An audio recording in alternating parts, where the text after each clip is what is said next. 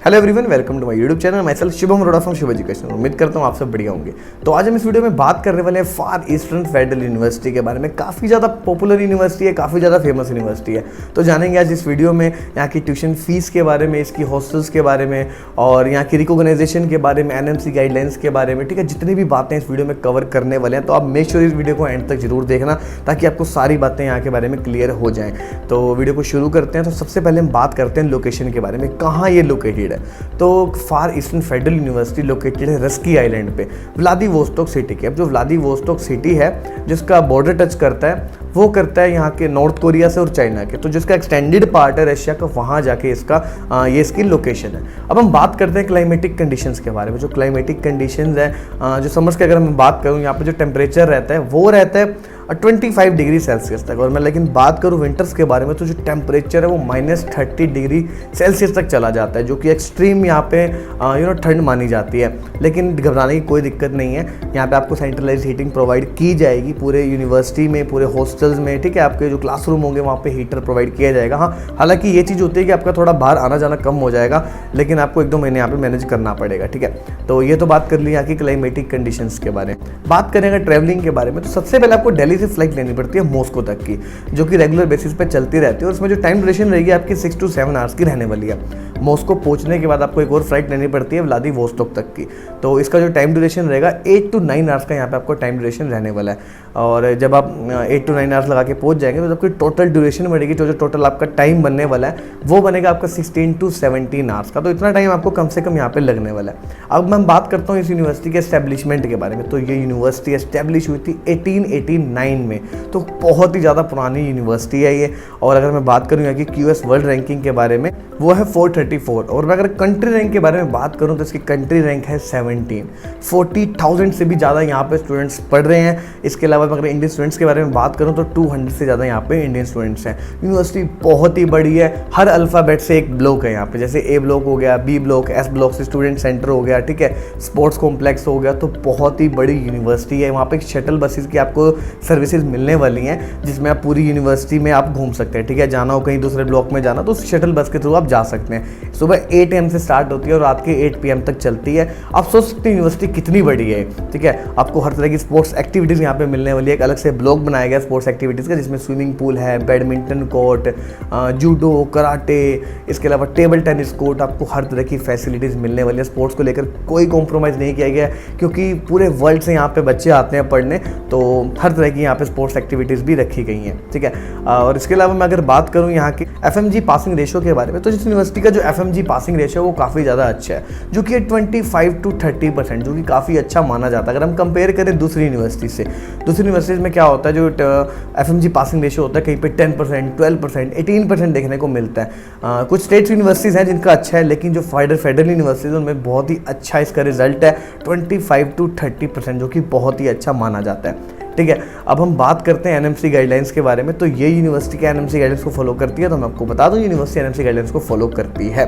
तो यहाँ पे जो आपका मीडियम ऑफ इंस्ट्रक्शन होने वाला है वो इंग्लिश में रहने वाला है। और आज से नहीं पढ़ाया जाता इंग्लिश में, 1889 से यहाँ पे इंग्लिश में पढ़ाया जा रहा है। इंटरनेशनल स्टूडेंट तब से पढ़ने आ रहे हैं और तभी से यहाँ पे इंग्लिश मीडियम में आपकी पढ़ाई कराई जाती है। तो आपका यहाँ पे मीडियम ऑफ इंस्ट्रक्शन है वो इंग्लिश में ही रहने वाला है, जो कि एनएमसी गाइडलाइंस का एक पार्ट है। ठीक है, अब जो सेकंड पॉइंट है एनएमसी गाइडलाइंस का, वो ये है कि जो आपका मीडियम जो कोर्स ड्यूरेशन होनी चाहिए वो 6 ईयर्स की होनी चाहिए कम से कम। ठीक है, तो ये इस यूनिवर्सिटी में आपको 5 ईयर्स की आपकी एकेडमिक्स हो जाएगी और आपको 1 साल का इंटर्नशिप का यहाँ पे सर्टिफिकेट मिलने वाला है। और ये यूनिवर्सिटी एक फेडरल यूनिवर्सिटी है। तो मैं आपको बता दूं फेडरल यूनिवर्सिटी का मतलब क्या होता है। फेडरल यूनिवर्सिटी पूरे रशिया में 3 से 4 ही हैं, और इसको जो रन करती है वो करती है वहाँ की सेंट्रल गवर्नमेंट, यानी कि जो रशियन गवर्नमेंट है, नॉट स्टेट गवर्नमेंट, जो सेंट्रल गवर्नमेंट होती है, जो देश की सरकार होती है, वो इसको रन करती है।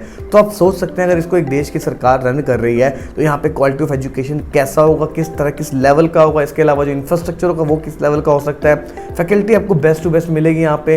ठीक है, तो यही फेडरल यूनिवर्सिटी का बेनिफिट होता है, और तभी ज़्यादा स्टूडेंट्स ऑप्ट करते हैं फेडरल यूनिवर्सिटी के लिए।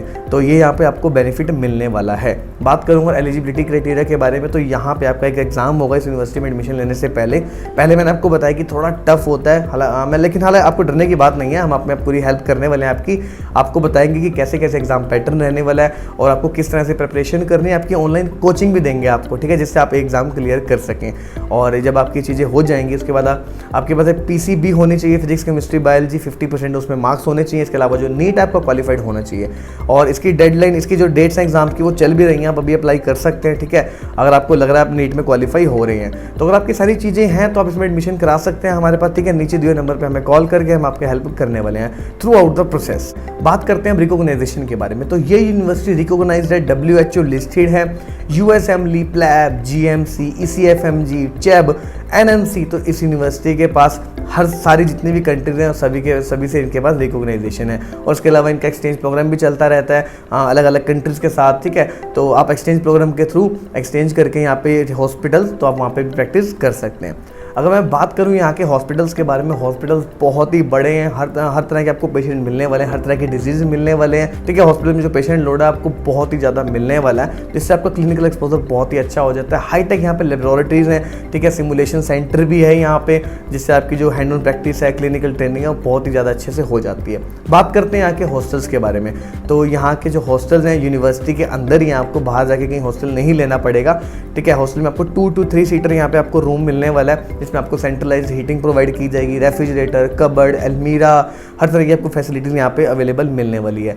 लेकिन मैं अगर बात करूँ यहाँ पे इंडियन मेस के बारे में, तो मैं आपको बता दूँ फार ईस्टर्न फेडरल यूनिवर्सिटी में इंडियन मेस अवेलेबल नहीं है। अगर कोई भी आपको कंसल्टेंट कह रहा है कि यहाँ पे इंडियन मेस है, तो आपको उसकी बातों पर विश्वास ना करें। आपको मैं बता रहा हूँ कि यहाँ पे इंडियन मेस अवेलेबल नहीं है, आपको खुद से कुकिंग करनी पड़ेगी। आपको किचन हालांकि प्रोवाइड की जाएगी, आपको जो ग्रोसरी का सामान है आपको मिल जाएगा बाहर से, लेकिन वो थोड़ा महंगा मिलेगा, क्योंकि ये जो यूनिवर्सिटी है वो रस्की आइलैंड पे है। तो चीज़ें आपको पता है, ट्रांसपोर्टेशन जब आती हैं कहीं दूर से तो वो महंगी हो जाती हैं। तो ये चीज़, यही एक जो ड्रॉबैक है इस यूनिवर्सिटी का वो है। और इसके अलावा जो क्लाइमेट है वो एक छोटा सा इसका ड्रॉबैक है, ठीक है। अगर इन दो आपको कोई दिक्कत नहीं है इन दो चीज़ों से, तो आप यूनिवर्सिटी को ऑप्ट कर सकते हैं, ठीक है। हम बात कर रहे थे मेस के बारे में, तो आपको मेस नहीं मिलेगी इंडियन मेस, आपको किचन में खुद से खाना बनाना पड़ेगा। आप 3-4 स्टूडेंट्स इकट्ठे होकर खाना बना सकते हैं, और वही स्टूडेंट्स यहाँ पे कर भी रहे हैं पहले से। तो ये हो गई, बात कर ली हमने यहाँ के हॉस्टल्स के बारे में। अब हम बात करते हैं यहाँ की ट्यूशन फीस के बारे में। अगर मैं बात करूँ यहाँ की जो ट्यूशन फीस है वो है यहाँ की 3,90,000 रूबल्स।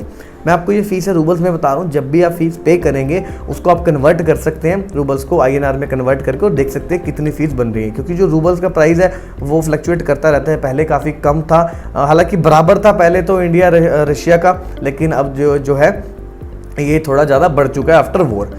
तो रशिया का जो प्राइस है रूबल्स का वो बढ़ चुका है। तो जो मैं आपको फीस है उस हिसाब से आप यहाँ पे देख सकते हैं, 3,90,000 रूबल्स इज़ द फीस। और बात करें अगर हॉस्टल फीस के बारे में, तो यहाँ पे जो आपकी हॉस्टल फीस रहने वाली है वो रहेगी 40,000 roubles.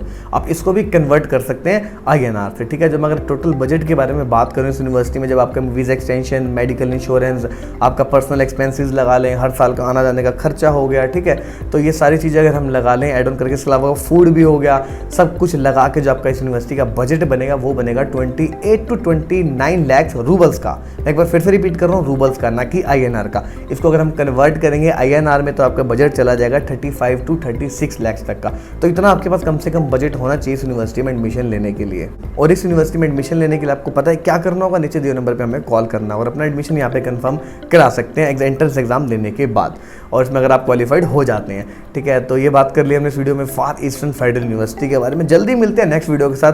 Till then good bye, take care. अगर आपको कोई क्वेरी है, कोई डाउट है तो नीचे कमेंट सेक्शन में पूछ सकते हैं, और कोई किसी आप यूनिवर्सिटी पे वीडियो भी चाहते हैं तो भी आप कमेंट सेक्शन में मुझे बता सकते हैं। नेक्स्ट वीडियो में उस पर जरूर बनाएंगे। तो गुड बाय, टेक केयर।